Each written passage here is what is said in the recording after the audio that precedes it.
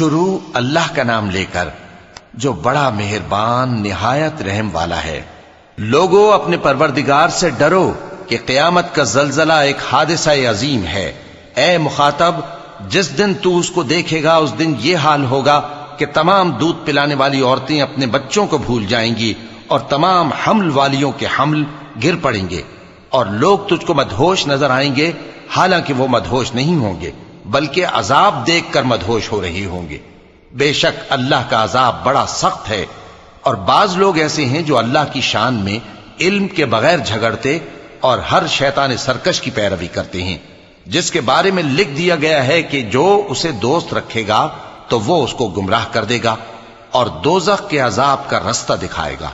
لوگو، اگر تم کو مرنے کے بعد جی اٹھنے میں کچھ شک ہو تو ہم نے تم کو پہلی بار بھی تو پیدا کیا تھا، یعنی ابتدا میں مٹی سے، پھر اس سے نطفہ بنا کر، پھر اس سے خون کا لوتھڑا بنا کر، پھر اس سے بوٹی بنا کر جس کی بناوٹ کامل بھی ہوتی ہے اور ناقص بھی، تاکہ تم پر اپنی خالقیت ظاہر کر دیں۔ اور ہم جس کو چاہتے ہیں ایک میعاد مقرر تک پیٹ میں ٹھہرائے رکھتے ہیں، پھر تم کو بچہ بنا کر نکالتے ہیں، پھر تم جوانی کو پہنچتے ہو، اور بعض قبل از پیری مر جاتے ہیں، اور بعض بڑھاپے کی نہایت خراب عمر کی طرف لوٹائے جاتے ہیں کہ بہت کچھ جاننے کے بعد بالکل بے علم ہو جاتی ہیں۔ اور اے دیکھنے والے، تو دیکھتا ہے کہ ایک وقت میں زمین خشک پڑی ہوتی ہے، پھر جب ہم اس پر مے برساتے ہیں تو وہ شاداب ہو جاتی اور ابھرنے لگتی ہے اور طرح طرح کی بارونق چیزیں اگاتی ہے۔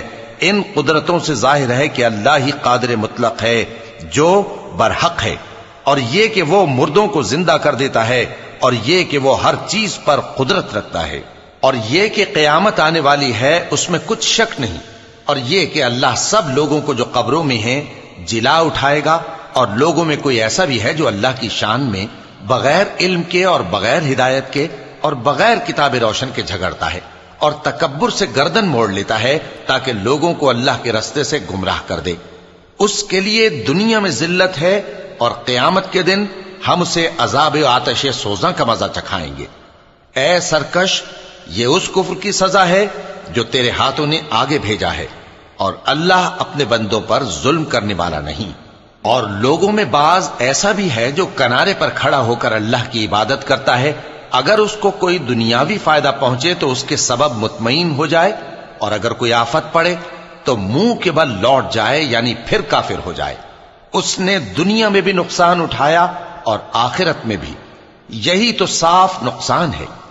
یہ اللہ کے سوا ایسی چیز کو پکارتا ہے جو نہ اسے نقصان پہنچائے اور نہ فائدہ دے سکے، یہی تو پرلے درجے کی گمراہی ہے۔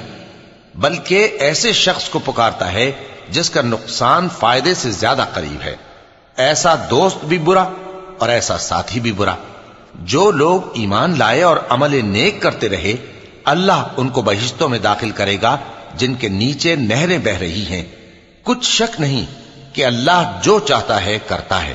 جو شخص یہ گمان کرتا ہو کہ اللہ اس کو دنیا اور آخرت میں مدد نہیں دے گا، تو اس کو چاہیے کہ اوپر کی طرف یعنی اپنے گھر کی چھت میں ایک رسی باندھے، پھر اس سے اپنا گلا گھونٹ لے، پھر دیکھے کہ آیا یہ تدبیر اس کے غصے کو دور کر دیتی ہے۔ اور اسی طرح ہم نے اس قرآن کو اتارا جس کی تمام باتیں کھلی ہوئی ہیں، اور یہ یاد رکھو کہ اللہ جس کو چاہتا ہے ہدایت دیتا ہے۔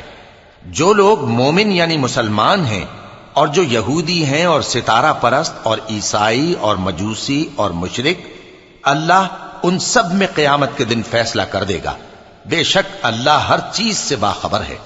کیا تم نے نہیں دیکھا کہ جو مخلوق آسمانوں میں ہے اور جو زمین میں ہے، اور سورج اور چاند اور ستارے اور پہاڑ اور درخت اور چوپائے اور بہت سے انسان اللہ کو سجدہ کرتے ہیں، اور بہت سے ایسے ہیں جن پر عذاب ثابت ہو چکا ہے، اور جس شخص کو اللہ ذلیل کرے اس کو کوئی عزت دینے والا نہیں۔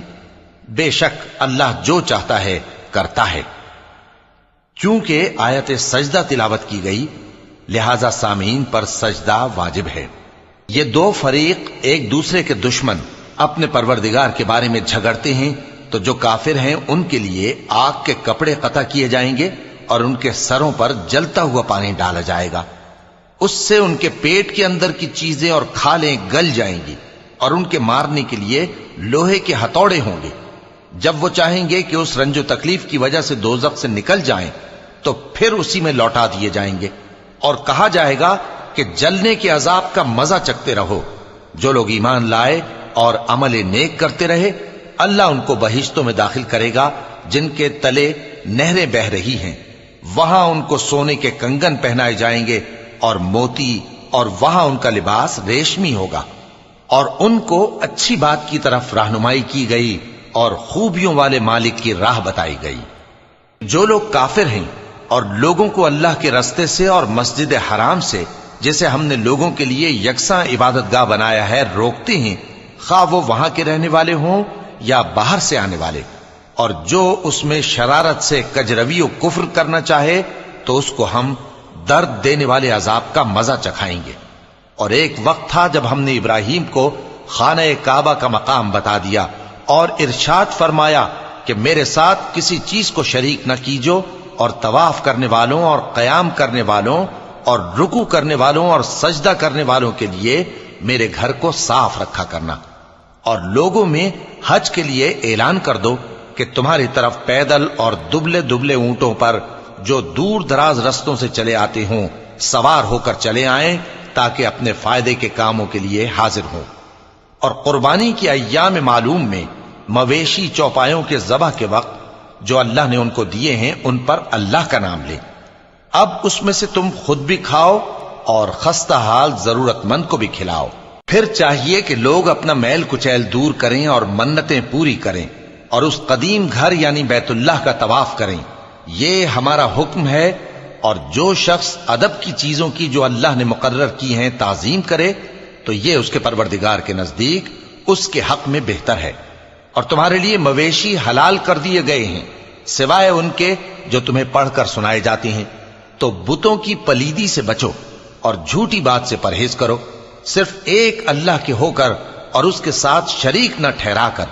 اور جو شخص کسی کو اللہ کے ساتھ شریک مقرر کرے تو وہ گویا ایسا ہے جیسے آسمان سے گر پڑے، پھر اس کو پرندے اچک لے جائیں یا ہوا کسی دور کی جگہ اڑا کر پھینک دے۔ یہ ہمارا حکم ہے۔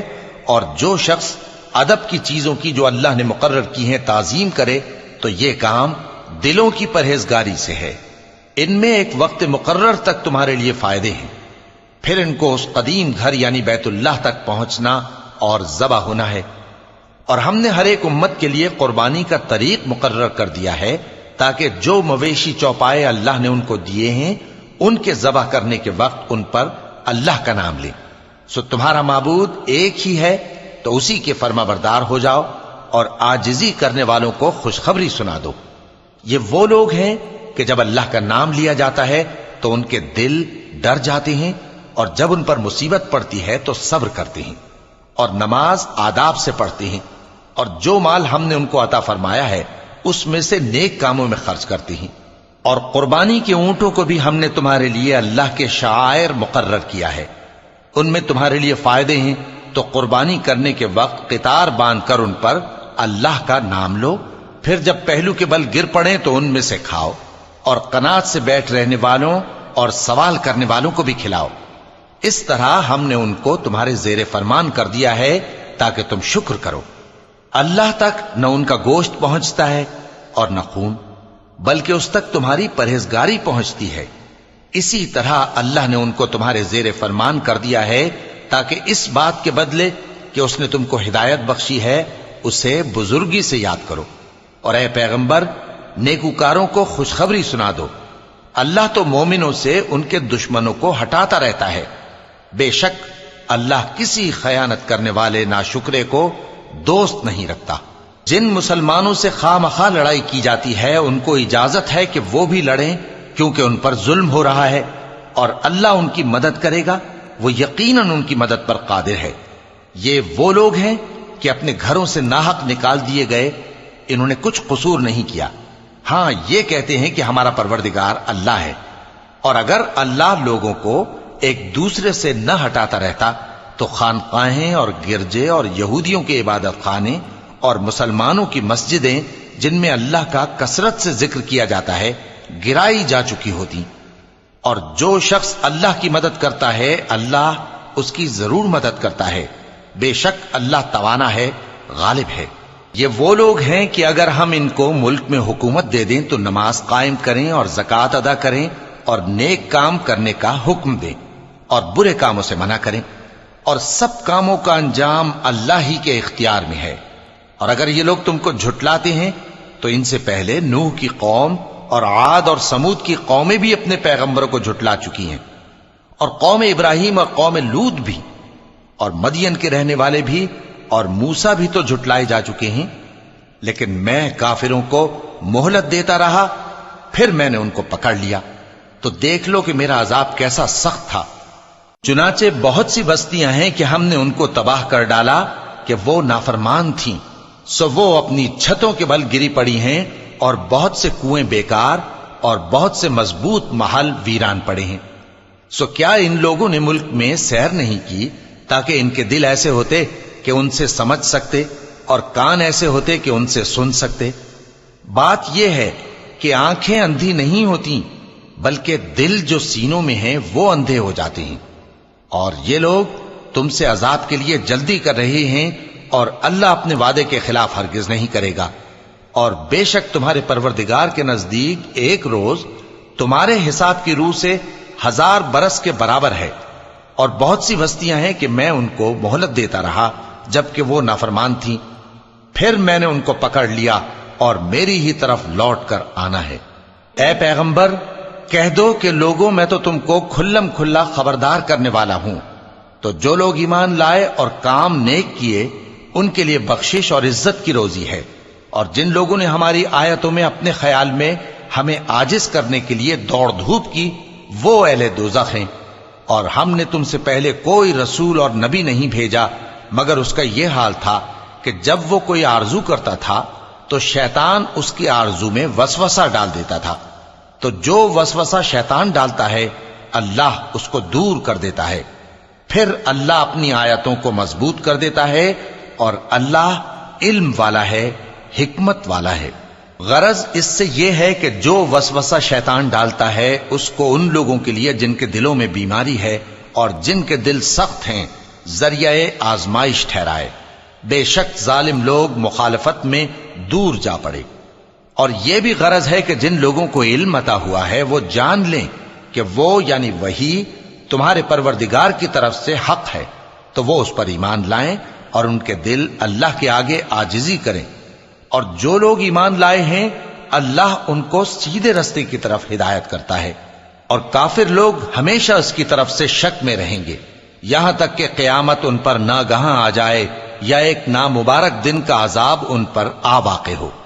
اس روز بادشاہی اللہ ہی کی ہوگی اور وہ ان میں فیصلہ کر دے گا، تو جو لوگ ایمان لائے اور عمل نیک کرتے رہے وہ نعمت کے باغوں میں ہوں گے، اور جو کافر ہوئے اور ہماری آیتوں کو جھٹلاتے رہے ان کے لیے ذلیل کرنے والا عذاب ہوگا۔